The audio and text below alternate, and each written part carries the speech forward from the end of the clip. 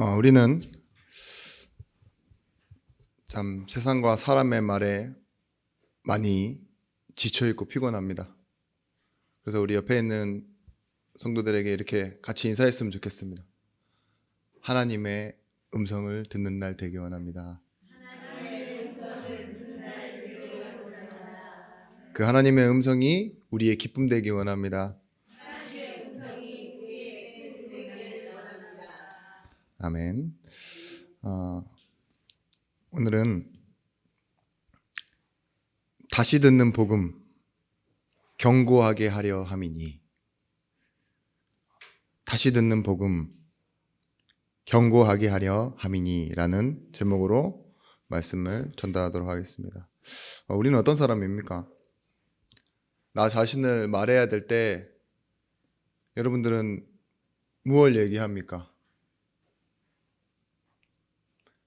이름을 얘기하고 또 내가 가진 것을 얘기하고 이렇게 말하죠. 그리고 내 안에 나도 모르게 나오는 상처도 있지만 내가 자랑하고 싶은 건 얘기하고, 그렇게 우리는 내 자신을 드러내면서 살아갑니다. 때로는 남들이 드러내는 모습에 내 자신을 좀 감추기도 하고 살아가죠. 나는 어떤 사람입니까? 라는 질문에 바울은 오늘 이 14절 말씀 보시면 헬라인이나 야만인이나 지혜 있는 자나 어리석은 자에게 다 내가 빚진 자라라고 말하고 있습니다. 바울의 의식 속에 이 빚진 자라는 그 의미가 포함되어 있으니 말이 어떻게 나오느냐면요, 오늘 주신 말씀 8절 본문에 보시면 내가 예수 그리스도로 말미암아 내 하나님께 감사하며, 9절 말씀 보시면 내가 그의 아들의 복음 안에서 내 심령으로 섬기는 하나님이 나의 증인이 되시며 내 기도에 쉬지 않고 너희를 말하며, 계속 무엇을 말하냐? 내가 예수 그리스도로, 내가 내 하나님께 내 기도에 쉬지 않고 내가 그의 아들 복음 안에서 내 심령으로 섬기는 나의 증인이 되시며, 14절, 11절 말씀 보시면 내가 너희 보기를 간절히 원하는 것은, 결론이 16절을 향하고 있습니다. 이 16절의 말씀에 내가 복음을 부끄러워하지 아니하노니 이 복음은 모든 믿는 자에게 구원을 주시는 하나님의 능력이 됨이라. 이게 사실은 편지라는 글에서 내가 이렇게 두각될 필요가 있을까요? 내가 나의 이렇게 계속 나오는데, 영어로 보면은 I, me, my 이렇게 나오는 거거든요. 왜 그래야만 했냐? 바울의 심중에, 바울의 의식 속에 하나님이 심어두신 걸 이 로마에 있는 교회와 소통하고자 하는 겁니다. 오늘 여기 계신 우리 예준교회 전도자님들이 뭘 듣고 마음에 담고 가셔야 되느냐? 사람의 말을 듣지만 사람의 말 속에 담겨있는 하나님의 음성이 있죠. 오늘 로마를 향한 교회의 메시지이기도 하지만 지금 이 시대, 지금 내 시간표에 하나님이 주시는 음성을 우리가 듣는 겁니다. 그래서 오늘 우리가 이 말씀을 통해서 다시 듣는 복음, 우리가 왜 복음을 다시 들어야 되는지, 교회에 무엇이 필요한지를 생각하는 날이 되어지길 원합니다. 빚을 진다라는 말은요, 빚지다라는 말 안에 변제할 능력이 없다라는 표현도 같이 들어가는 겁니다. 의미가 같이 포함되는 거죠. 능력이 있어서 보세요. 빚을 왜 집니까? 그죠? 갚았다라고 하겠죠. 아니면 아예 애초에 빌리지 않았거나. 빚을 진다라는 말은 상대방에 대한 책임과 의무가 남아있다라는 말입니다. 근데 바울은 지금 뭐라고 말하고 있냐? 내가 야만인에게도 빚졌고 지혜 있는 자에게도 빚졌고 유대인과 헬라인, 이방인에게도 빚을 졌다, 이렇게 얘기하고 있어요. 어, 원어 성경에 영어로 보면은 뭐라고 나와 있냐? under obligation이라고 나와 있어요. 이 obligation이라는 뜻이 무엇이냐? 지금에 와서는 부모가 자녀에게 당연히 해야 되는 의무 있죠. 단어가 많이 쓰이는데 목사가 목회를 하며 교회와 성도를 향해야 되는 의무와 책임을 obligation이라고 해요. 제가 찾아봤는데 국방의 의무 할 때 있죠. 군대에 갈 때도요. 한국 청년들에게 이 obligation이라는 단어가 쓰여지더라고요. 빚진 자라는 표현이 뭐냐?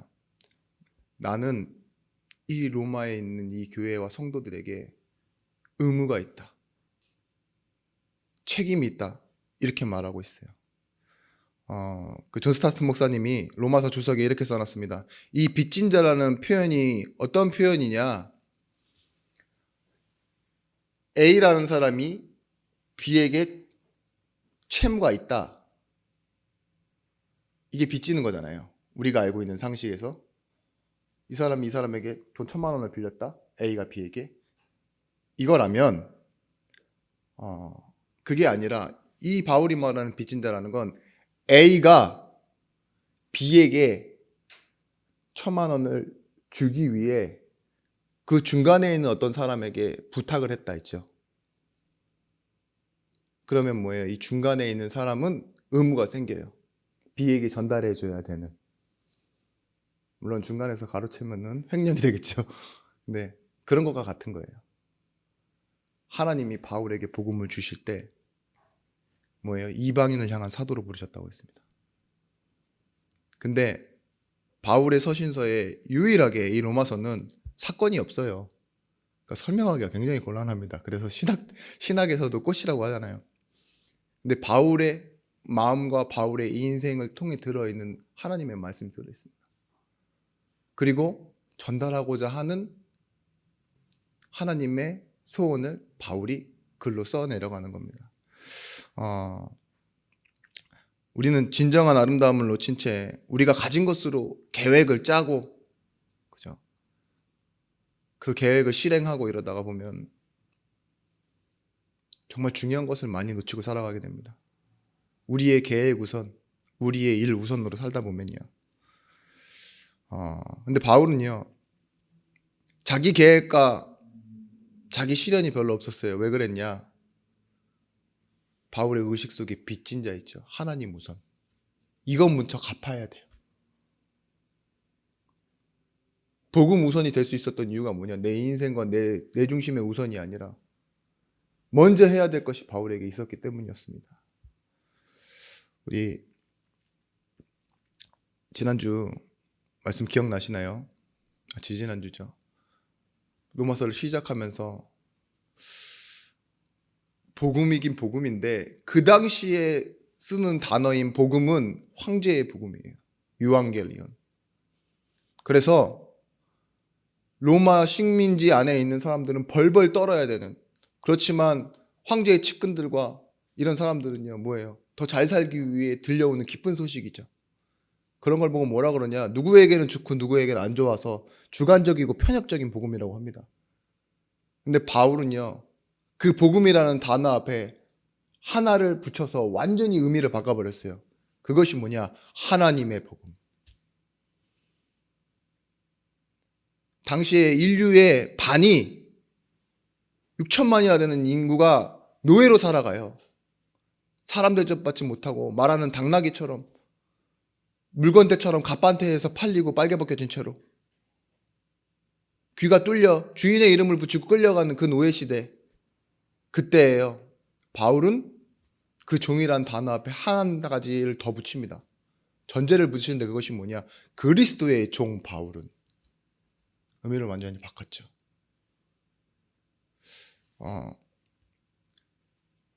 앞서 서론에 질문했던 것처럼 나는 누구입니까? 라는 질문에 제가 예전 굉장히 오래 한 10년 정도 됐는데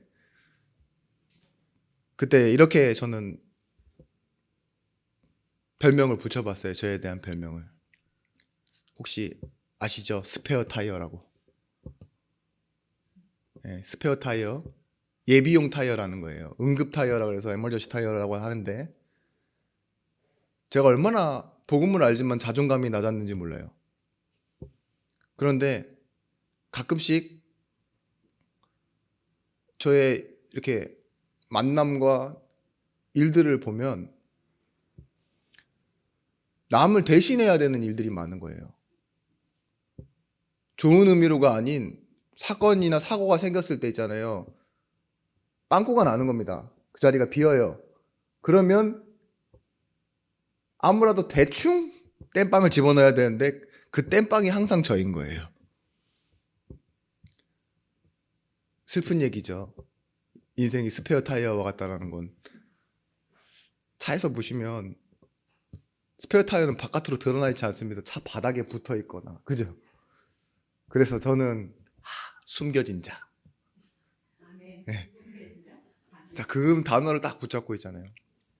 스페어 타이어라는 단어를 붙잡았는데 문득 한 주간 이 하나님의 복음과 그리스도의 종이라는 단어를 붙잡고 살아가다 보니까 무슨 생각이 드느냐. 내가 지금 가장 두려워하고 있는 일이나 단어가 뭘까? 이렇게 생각해 봤어요. 뭐가 두려우세요? 어제도 제가 이 말씀을 생각하다가 이제 한 후배 목회자를 만나서 물어봤어요. 야, 넌 진짜 두려운 게 뭐냐? 이렇게 물어봤더니 그 친구가 대뜸 그러더라고요. 요즘 탈모약을 먹는데도 머리카락이 쉼없이 빠지고 있다고. 그러면 이제 그 대머리라는 말에 뭐 어떤 단어를 붙여도 어울리지 않더라고요. 그래, 일어나라, 네가 빛을 발해라, 뭐 이렇게 얘기할 수도 없는 거고.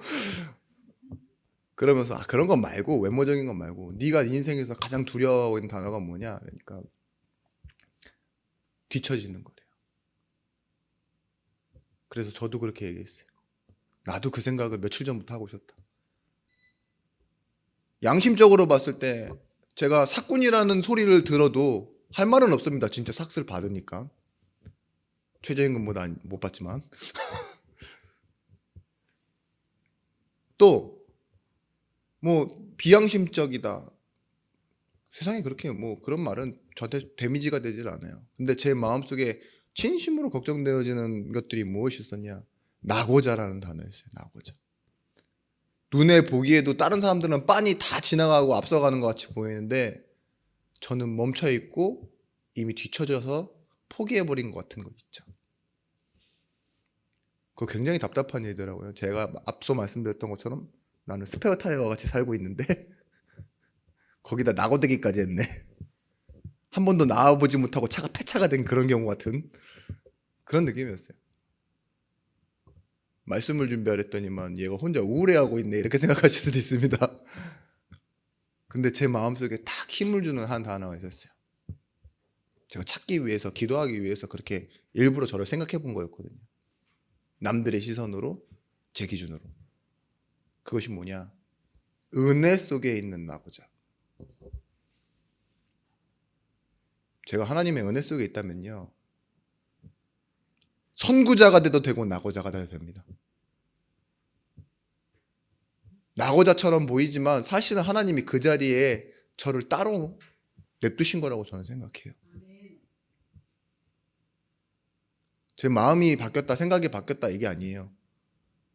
제가 가지고 있었던 인생에 대한 컴플렉스 있죠. 마음을 짓누르고 있었던 그런 것들이 있거든요. 거기서 전 자유해졌습니다. 또 뒤에 오는 사람에게 증인되면 되죠. 나고자라 해서 실패한 사람입니까? 아닙니다. 하나님의 은혜 속에 있기 때문에. 모든 것이 있는 곳. 다윗이 낙오됐을 때 이런 시를 쓰지 않습니까? 여호와는 나의 목자시니. 저도 이 자리에서 하나님 원하시는 고백하고 그 자리에서 낙오가 되었을지언정 세상 사람들이 보기에 늦는 거지 하나님이 주실 응답을 받으면 되잖아요. 구소련에 어떠한 착한 순전한 농부가 있었는데요. 이 농부가 하나님께 기도하면 되는데 하나님께 편지를 썼어요. 하나님, 제가 땅 1000평이 있으면 굉장히 편하게 잘 살 수 있을 것 같습니다. 그리고 많은 사람들을 기쁘게 할 수 있을 것 같습니다. 그렇게 편지를 써서 우체국으로 보냈나 봐요. 근데 참 순진한 건지 아니면 그 또 다른 말로 뭐가 있죠. 그런 건지는 모르겠지만, 모자란 건지 모르겠지만, 주소가 없으니까 이 우체부가 그 편지를 이제 공산주의니까 공산당원의 서기관에게 갖다 준 거예요. 서기관이 그 글을 읽었는데, 내가 하나님은 아니지만 이 사람에게 꼭 도움을 주고 싶다, 순진한 사람에게. 근데 1000평을 다 줄 수는 없고 500평만 보내자. 그래서 500평을 보냈대요. 왜 벌써 웃으시죠? 다 알고 계신가요? 네. 근데 500평을 받은 이 사람이, 농부가 또 편지를 쓴 거예요. 뭐라고 써놨냐? 하나님이 내게 1000평을 주실 때 서기관 홀스타프를 통해서 주시지 마시고 바로 주십시오. 그놈을 통해 주시니까 500평을 띵가 먹고 줬습니다. 그렇게 말했대요.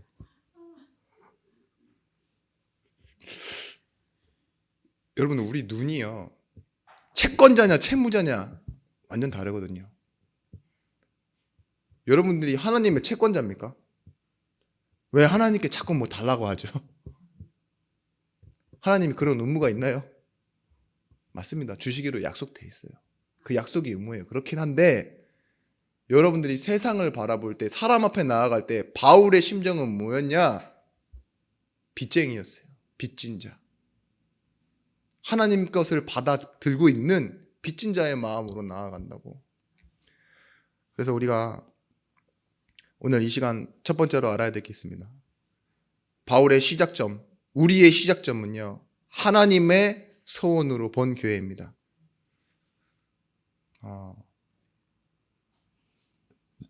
바울이 이미 믿고 있는 교회, 형성된 교회에게 너희에게 복음을 다시 들어야 된다, 이렇게 말하고 있어요. 복음을 내가 몰라? 이렇게 생각할 수도 있잖아요.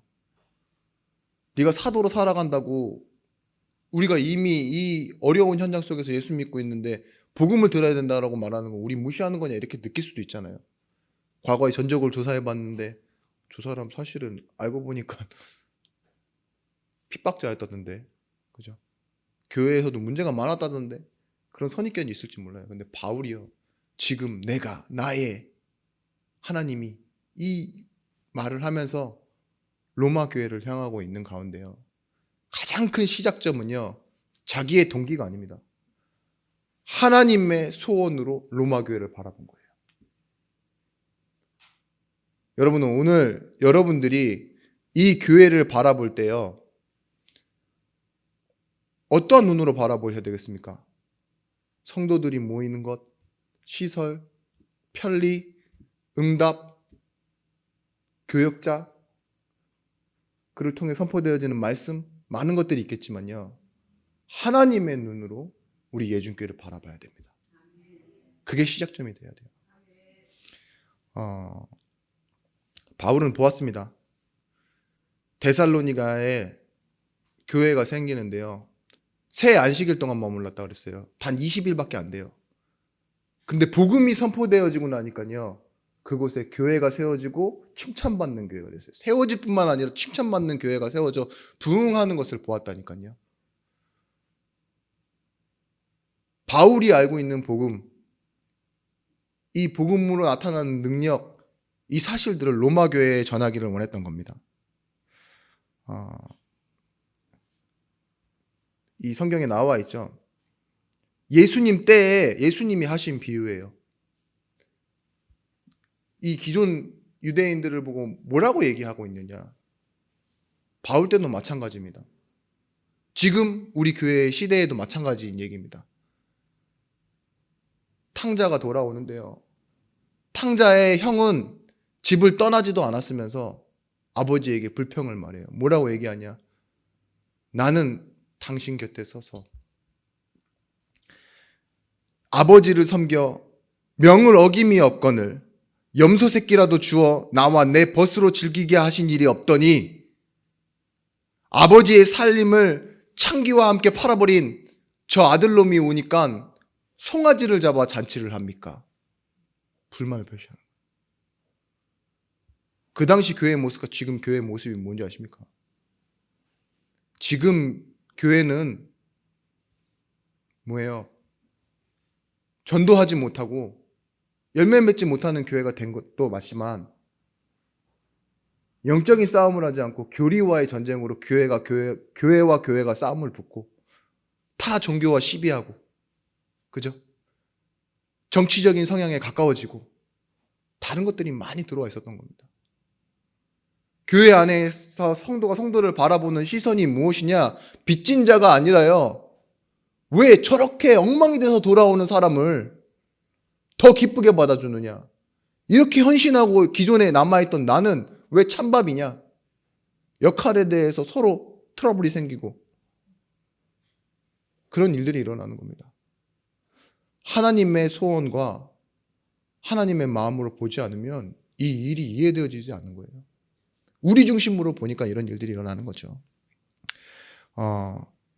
바울이 보았습니다. 십자가는 무엇이냐? 핍박자였던 자신에게 찾아오신, 그리고 모든 죄인을 구원하신 그 하나님의 사랑. 직접 그 예수를 만난 바울이요, 그 십자가의 사랑을 로마에 전달하기 원했던 겁니다. 교리의 복음은 알고 있습니다. 교회에 오면 금방 누구든지 알아요. 근데 그 복음이 능력이라는 사실, 그리고 그것을 체험한 사람의 고백이 필요한 겁니다. 그래서 바울은 로마로 가고자 했던 겁니다. 사도행전 6장 55절 말씀에 스데반을 봤습니다. 집사일 뿐인데도요, 사도가 아니고 집사잖아요. 근데 이 복음 받은 사람이 진짜 성령 충만할 때 수많은 자신을 죽이려는 군중 앞에서요, 하나님의 언약을 정확하게 말하는 거예요. 성령 충만하여 돌에 맞아 죽는데도요, 그가 보좌 우편에 서신 예수 그리스도를 보았다 그랬잖아요. 우리가 신앙생활 하다 보면 그런 스테반의 모습이 어떻게 보면 나는 저렇게 할 수 있을까? 영웅적인 모습으로 굉장히 중요한 사건과 사례로 우리에게 보여질지 모르지만요, 이것은 스데반의 영웅적인 모습이 아니라 모든 교회의 성도들이 성령 충만 받으면 나타날 수 있는 모습입니다. 자꾸 어떻게 보면 여기 여러분들 스데반처럼 하실 분 계신가요? 그런 상황이 만들어지지는 않을 겁니다. 아무래도. 그렇지만 여러분들이 좋아하시는 그 스데반 오빠, 형 막 이렇게 얘기하는데 바울은 보았습니다. 그 자리에 어떤 입장으로 서 있었냐? 핍박자의 모습으로. 스데반을 향해 돌을 던지라고 가장 먼저 옷을 받아는 증인으로 서 있던 사람이 바울이었습니다. 그런 그에게도 찾아오신 하나님의 사랑. 그런 스데반에게 하나님이 능력을 힘입혀서 증인으로 세우셨던 것을 본 그때 그 복음을 바울은 말하고 싶었던 겁니다. 저는 그런 사람 보면은 좀 이럴 것 같아요. 주눅들 것 같아요. 지금도 어떤 목사님들 보면은 괜히 그렇잖아요. 저랑 비교돼요. 저는 나고자니까. 근데 저렇게 많이 배우신 분이, 저렇게 뭔가 많은 응답을 받으신 분이 과연 내가? 이런 생각을 하게 되는 착각할 때가 있더라니까요. 하나님이 내게 주신 복음은 무엇이냐? 전통과 율법과 윤리와 선민의식 속에서 나오는 복음이 아니라 하나님의 은혜 속에서 나오는 복음이라는 거죠. 분명히 약속하고 있습니다. 사도행전 1장 8절 말씀에 너희에게 오직 성령이 너희에게 임하시면 너희가 권능을 받고 땅끝까지 이르러 내 증인이 될 것이다. 범위가 어디겠습니까, 여러분? 증인 어디까지 되실 거예요?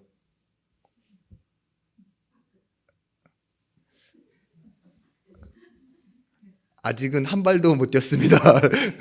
예, 아직은 한 발도. 바울은 무식한 어부인 베드로가 자신과는 완전히 다른 사람이잖아요. 판이 다른 사람인데 그 사람이 나사렛 예수 그리스도 이름으로 안진뱅이를 일으키는 담대함을 봤어요. 근데 그 능력과 그 기적이 중요한 게 아니라 그러고 난 베드로가 법정 앞에 섰을 때 이렇게 얘기합니다. 천하 인간의 구원 얻을 다른 이름 없다. 여러분, 우리는 다시 알아야 됩니다. 남과 나를 비교하고 교회와 교회를 비교하고 막 시간표를 다르다고 생각할 게 아니라 뭐예요? 진짜 예수 그리스도 이름, 그 능력, 그 언약이 여러분의 인생의 성공이요, 진짜 참응답이라는 것입니다. 두 번째입니다. 하나님의 소원으로 본 교회가 바울에게 시작점이었다면요, 중간 지점이 있겠죠. 시작점과 중간 지점. 근데 필요와 방향이 있습니다. 필요와 방향이 뭐냐? 복음의 시간표입니다.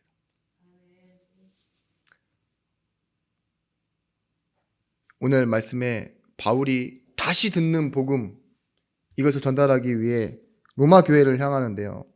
첫 번째, 오늘 말씀 가운데 11절 말씀 보시면, 내가 너희 보기를 간절히 원하는 것은 어떠한 신령한 은사를 너희에게 나누어 주어 너희를 견고하게 하려 함이라.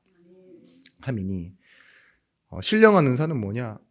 말 그대로 신령하다, 이 말은 영적인 메시지를 전하기 원한다. 신령하다, 여기 영어로 보시면 spiritual gift라고 나와 있는데 하나님의 선물이에요. 영적인 선물을 전하기 원한다. 왜 이런 말을 하느냐? 이방인에 개종한 사람과 유대교에서 개종한 사람이 같이 있어요. 로마 교회에는. 그죠? 근데 누가 주축이 될까요? 아무래도 유대교에서 개종한 유대인들이 이방인들보다는 주축이 되겠죠. 그러다 보면 하나님이 주신 복음에 틈이 생기는데요. 그 틈이 뭐냐? 바리새인들이 말하는 율법주의가 들어가는 거예요. 그래서 행위와 율법이 더 강조되어지는 교회로 변질될 수밖에 없다는 거죠. 또 그런 일만 있으면 다행인데, 로마라는 시대가 어떤 시대입니까? 핍박을 받고 박해를 받는 시대잖아요. 성도들이 삶이 어려워지는 거예요. 그리고 두려워지는 겁니다. 근데 이때에 진짜 필요한 게 무엇입니까? 문제를 해결할 수 있는 영웅이 나오는 게 아니에요. 교회가 성장하는 게 아니에요. 영적인 것을 보는, 영적인 응답을 누리고 영적인 축복을 바꾸는 영적인 메시지가 필요했던 겁니다. 그래서요, 이 신령한 은사를 주어서 뭘 한다 그러냐? 견고하게 하려 함이니라. 여러분, 견고하게 된다라는 말이 무엇이겠습니까? 강하게 된다라는 말이에요. 견고하게 된다라는 말은 흔들리지 않는다는 겁니다. 바울이 이 로마를 교회를 통해서 소원하고 있는 게 뭐예요? 진짜 영적인 메시지를 듣고 복음 안에서 성숙하기를 원하는 거예요. 여러분, 출생하죠. 사람들은 태어나면은요, 나이가 든다고 해서 인생을 안다라고 말할 수는 없는 겁니다. 성장을 했어요. 지금 로마 교회가 칭찬받는 교회가 되어 간다라고 얘기해요. 근데 그게 성장한 교회라고 해서 성숙된 교회라고 할 수는 없어요. 고린도 교회가 큰 교회가 되었어도요, 이단에 휘둘리는 교회가 되어지고 교회 안에서 성찬식 문제와 많은 문제들이 일어났었잖아요. 세상 말로 지금 로마 교회에 세팅된 상태로는요, 로마 교회의 세팅 자체가 뭐예요? 복음을 말할 수 없는 그런 세팅이 되었다는 거예요. 그래서 뭐예요? 네가 가지고 있는 그 복음이 예수를 알고 예수를 믿는 복음이 맞다면 뭐예요? 능력의 열매를 맺는 교회로 버전이 업그레이드 돼야 된다. 지금 바울은 이렇게 얘기하고 있는 겁니다. 그러면서요, 서로의 안위를 얻기 위함이다. 이렇게 얘기해요. 이 말은 뭐냐? 제자화입니다. 우리는 뭘 바꿔야 되느냐? 제자가 되면요, 행복의 컨셉이 바뀌어요. 나는 왜 행복합니까? 나는 왜 행복하냐? 이 질문에 대한 컨셉이 달라야 돼요. 창세기 3장의 우리의 모습은 우리의 목소리가 결정을 하게 되어지고 그것을 통해 주목받는 거예요. 그게 성공이라고 해요. 내가 말하는 것이 결정할 수 있고 그것을 통해 내가 주목받는 것.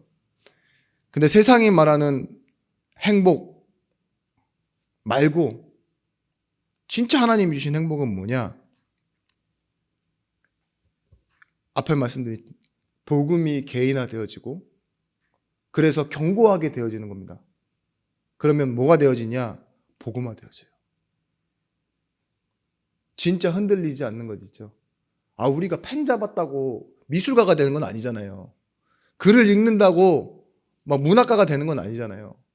복음을 안다고 우리가 막 반드시 응답받는 사람이 되고 전도자가 되는 건 아닙니다. 근데 바울이 지금 얘기하고 있는 이 복음은요, 행복의 컨셉은 무엇이냐? 영적인 메시지를 들어 성도가 개인화되어지면 교회가 견고해진다 이거예요. 견고해진 교회를 통해서 뭐예요? 서로 안위를 얻는데 그게 뭐냐? 제자화예요. 서로가 서로를 통해 힘을 얻기 시작한다고요. 바울이 빚진 자라고 말하면서 서로 안위를 얻기 위함이다 이렇게 얘기한 건요, 누군가 한 명 도움의 대상이 아니다. 내가 너희를 도우러 가는 게 아니다. 나도 힘을 얻기 위함이고 너희에게 힘을 주기 위함이다. 이게 목표인 거예요. 근데 이 목표 가운데 시작점이 어디라고요? 너희는 다시 복음을 들어야 된다. 여러분 아시다시피 바울이 로마에 갔습니다. 근데 우리가 상상하는 아름다운 모습으로 가지 않았어요. 로마서를 집필한 후 3년 뒤에 로마에 가게 되어지는데 압송되어져서 갔죠. 그리고 교회에 앉아있던 것이 아니라 감옥에 있었습니다. 근데 신기하게요, 바울은요 너무 기뻐했다고 그랬어요. 잡혀감에도 불구하고 로마로 간다는 것을 기뻐했대요. 그렇습니다. 바울이 바라보고 있던 것은요, 하나님의 소원과 하나님의 마음으로 그 로마 교회를 바라보고 있던 거예요. 거기에 내가 잡혀서 간들 아니면은 막 말을 타고 가거나 마차를 타고 가면 더 좋겠지만, 왜 바울은 그 행복의 컨셉이 무엇이냐? 하나님의 능력과 함께 가는 거예요. 내가 나아갈 길을 힘써 구한다 그랬잖아요. 근데 그 길이 부서지는 배 안에서도 바울이 뭘 듣습니까? 네가 로마도 보아야 하리라, 가이사 앞에 서야 하리라, 이랬던 거죠. 한 번도 가보지 못한 나와 상관없이 형성된 교회인데 그 교회를 향한 뭐예요? 바울의 마음은 빚진 자. 오늘 두 번째 말씀처럼 우리의 필요와 박은 뭐냐? 복음의 시간표. 그걸 바라보고 가는 전도자의 바울의 마음에는 그것이 있었던 겁니다. 여러분, 주후 61년에 바울이 로마에 도착했는데요, 주후 63년 3년 뒤에 바울은 거의 베드로와 같은 시기에 죽습니다. 바울은 칼에 죽었고요, 베드로는 십자가에 거꾸로 매달려 죽습니다. 그때 너무 신기한 게, 역사가 핍박을 시작해서 베드로를 칼로 죽이고 베드로를 십자가에 거꾸로 매달을 때 그 당시에 모여있는 유대인만 몇 명이었냐? 예수 믿는 유대인만 2만 명이었대요. 그리고 이방인은 뭐냐? 거대한 군중이 몰려들어 라고 나옵니다. 지금 이 로마서를 쓸 때는요, 불과 몇 가정밖에 없는 작은 교회였지만요, 로마서가 보내지고 난 후 교회가 힘있게 성장하는데요, 그 시대에 유대인뿐만이 아니라 이방인들 있죠. 로마 시민권자뿐만 아니라 그곳에 있는 노예 이방인들이 거대한 군중을 이루어 그곳에 모여 있었다라는 거예요. 교회로. 편한 때가 아닙니다. 원형 경기장에 끌려가고 짐승의 가죽을 사람과 함께 마른 다음에 톱으로 같이 썰고 소나무 막대기에다가 사람을 꽂아서 기름을 뿌린 후에 사람을 횃불로 쓰고 그러면서 네로 황제가 다니면서 뭐라고 했냐? 나의 예술 작품을 보라. 사람을 계속 태우는 거예요. 그냥 빨리 태워서 끝나는 화장이 아니라 기름을 부어서 기름을 먹여서 사람이 계속 타고 있는 모습 보게 하려고. 그렇게 겁을 주고 하는데요. 그때 그렇게 모였다는 거예요. 주후 64년에. 복음이 사라졌습니까? 아닙니다. 그 후에 300년이나 무덤 속에서 자고 있던 그리스도인들이 일어나 다시 복음을 계속 이어갔고, 제가 지난주에는 너무 쉽게 얘기했잖아요. 300일 아니라 300년입니다. 300년이면 가족의 이 세대가 몇 대나 이어져야 돼요. 우리 권사님의 손자의 손자의 손자가 땅속에 살고 있어요. 햇빛을 안 봐서 얼굴은 하얗겠죠. 백반증이니 뭔지. 근데 그런 모습으로도요, 뭐예요? 복음은요, 힘을 잃지 않았습니다. 왜냐? 하나님의 복음이기 때문에. 오늘 예준교회가 아는 복음은요, 어떤 복음입니까? 나의 막연한 불안함 속에 있는 교회, 자꾸 힘이 빠져가는 이 시대 속에 존재하는 교회, 그런 교회가 아닌 바울이 로마를 향해 전달한 그 복음이길 바랍니다. 예수 좀 믿자 이렇게 얘기하면요, 지금 사람들 다 뭐라 얘기하냐? 저 교회 다녀요. 교회 다녀봤어요. 그 복음이 아니에요. 예수를 믿기 위한 복음, 알기 위한 복음이 복음의 능력을 힘입어서 증인이 되어지면 열매 맺는 복음이 되어진다. 바울이 말하고 싶은 복음이 그 복음이에요. 세 번째 뭐냐? 우리는 하나님의 뜻 안에서 11절 말씀 보시면, 내가 너희 보기를 간절히 원하는 것은 어떤 신령한 은사를 너희에게 나누어줘 너희를 견고하게 하려 함이니, 이렇게 말하고 있습니다. 우리가 잠시 보겠습니다.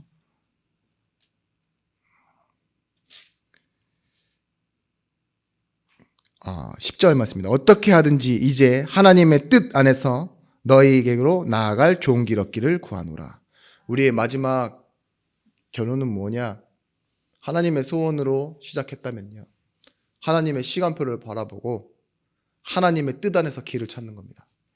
바울이요, 로마 가는 길을 모르겠습니까? 알죠. 근데 뭘 안에서 가기를 원했냐? 하나님의 뜻 안에서 가기를 원하는 거예요. 내 개인의 동기와 어떠한 상황을 따라가는 게 아니라 하나님의 뜻 안에서 걸어가는 겁니다. 우리의 소속과 배경은 빌립보서 3장 20절 말씀에 우리의 시민권은 하늘에 있는지라 이랬습니다. 그 배경 안에 우리의 길이 있습니다. 그리스도의 피와 그리스도의 부활과 그리스도의 이름, 이 한 가지 컨셉 있죠. 이걸 가지고 우리 뭐 하는 거냐? 기도하는 겁니다. 그리스도의 피는 나와 죄인을 살리신 그 하나님의 은혜요. 그리스도의 부활은 우리 인생의 보증이요. 그리스도의 이름은 그 하나님의 능력과 말씀의 성취라는 것. 이걸 가지고 바울은 기도했습니다. 하나님의 길을 찾기 위해. 그래서요, 우리가 알아야 되는 것은 바울의 선교 사역은요, 사실은 로마 교회에서도 갔지만 한 군데에서 시작했고 한 군데에서 끝났습니다. 그게 뭐냐? 예배입니다. 예배. 바울이 어떤 때 성령의 역사가 일어난다는 걸 믿었냐? 예배할 때. 바울이 어디 선교 현장을 가면요, 금식도 했는데 기도처를 찾아서 기도할 때 뭐 했습니까? 그리스도의 피와 그리스도의 부활과 그리스도의 이름을 가지고 기도했어요. 우리가 이 예배를 하는데 사람 살리고 가정 살리고 가문 지역 그리고 전 세계를 품는 힘이 어디서 나와졌냐? 바울에게 예배할 때 나와졌습니다. 우리가 예배에 승리한다는 건 뭐예요? 하나님이 소원인 선교와 전도 속으로 들어간다는 거예요. 예수 그리스도에 대한 메시지를 선포하는데요, 현장에 있는 모든 틈들이 메워졌습니다. 민족과 민족이 가지고 있는 그 틈, 먼저 부른 사람과 나중에 부른 사람의 틈, 그 당시에 제도라고 말하는 노예와 주인이 가지고 있는 틈, 초대교회는 다 막혔습니다. 그 틈을 다 메우는 거예요. 유대인, 헬라인, 다른 민족의 특성, 그런 틈들을 메우는 것이 다 어디서 나와졌냐? 바울은 말합니다. 예배함으로. 사실은 바울에게는요, 자신의 기준에서 완전히 벗어나 있는 그 기존 교인들 있죠. 그래서 사고치고 문제가 일어나는 교회 문제되지 않았습니다. 다 전부 다 하나님의 메시지를 찾는 길이었어요. 혹 복음을 알았다고 하나 이단이 있고 다른 문제가 들어오고 정치에 무릎 꿇어버리는 교회에 있었습니다. 근데 바울은 그걸 문제 삼지 않았어요. 전부 다 하나님의 메시지로 찾아냈습니다. 왜 그런 줄 아십니까? 그릇의 크기가 아닙니다. 바울은 하나님의 사랑하심을 입었기 때문입니다. 고린도후서 5장 17절 말씀에 그런즉 누구든지 그리스도 안에 있으면 새로운 피조물이라 이전 것은 지나갔으니 보라 새 것이 되었도다. 바울 자신이 증인이에요. 핍박자인 자신이 뭐예요? 새 것이 됐어요. 바울이 가는 현장마다 새 응답이 일어났습니다. 우리의 현장도 가는 곳에 새 응답이 일어날 줄 믿습니다. 새 열매가 맺어지길 바랍니다. 결론입니다. 우리 하나님의 마음이 여러분 마음속에 자리 잡는 방법이 있어요. 물론 감동돼서 이렇게 뭔가 따끈따끈하게 오래 남아있으면 좋긴 하겠지만 말씀과 예배를 통해 여러분에게 남게 되어지는 겁니다. 한 가지 예화를 말씀드리고 말씀을 마무리하도록 하겠습니다. 한 초등학생이요, 친구를 따라 교회를 갔다 왔는데요, 이 아이가 자기만 다녀도 되는데 자꾸 아버지에게 아빠 우리 교회 가야 돼, 교회 가자, 예수 믿어야 돼, 이렇게 계속 얘기했대요. 근데 아빠가 웃으면서 그래 아빠가 일이 좀 많으니까 네가 먼저 가서 예수님 잘 믿고 있어, 아빠가 시간 내서 갈게, 그렇게 하루 이틀 미루다가요, 어느 날 이 초등학생인 아들이 눈에 넣어도 아프지 않을 만큼 그 사랑스러운 그 아들이 먼저 이제 천국에 간 거죠. 그래서 이 아이의 유품을 정리하는데 일기장이 나왔어요. 그 아이의 유품에서 일기장의 내용에 이런 글이 써 있었다고 합니다. 하나님 아버지, 우리 아빠가 예수님을 꼭 믿게 해주세요. 제가 만약 죽어서라도 아빠가 예수님을 믿게 될 수 있다면 기꺼이 죽기 원합니다. 아멘이라니요. 엄청 소름 돋는데요. 네.